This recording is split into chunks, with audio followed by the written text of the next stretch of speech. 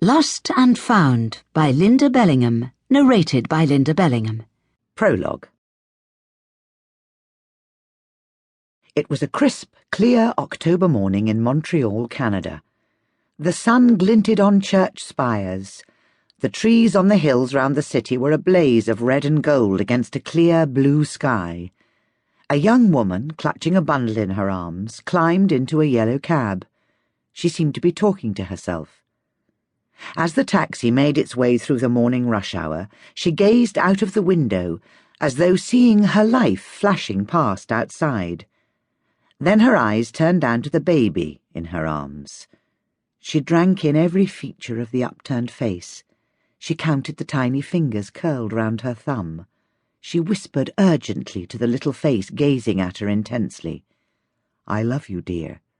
Remember, I will always love you no matter what. You will always be loved. Keep that thought with you always. I do love you."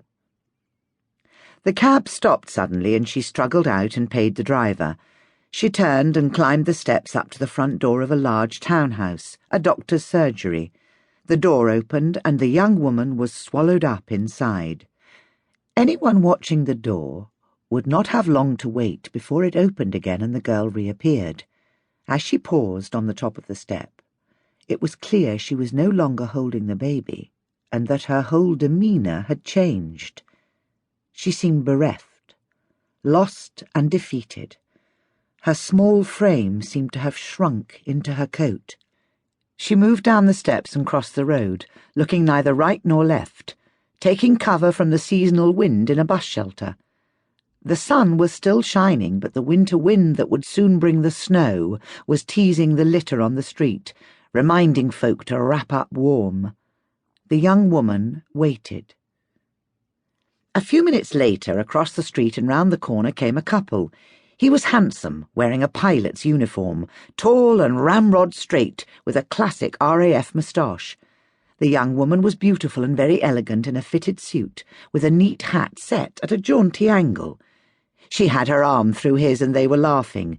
They looked happy and so full of hope as they entered the house.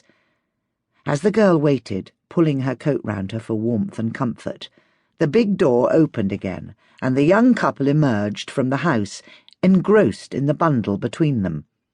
The man helped his wife down the steps while she carried the baby, their faces shining with love.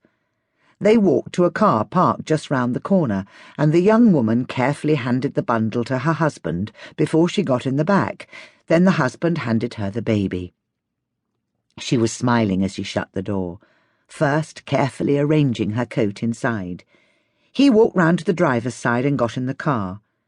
As he started to move slowly out into the traffic, the young woman in the bus shelter stepped into the road, and as the car passed her, she began to run after it.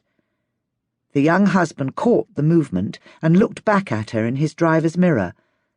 The girl was standing with her arms stretched out towards the departing car. She was howling with grief. I was that baby. She was my mother. I was lost. Then she was found.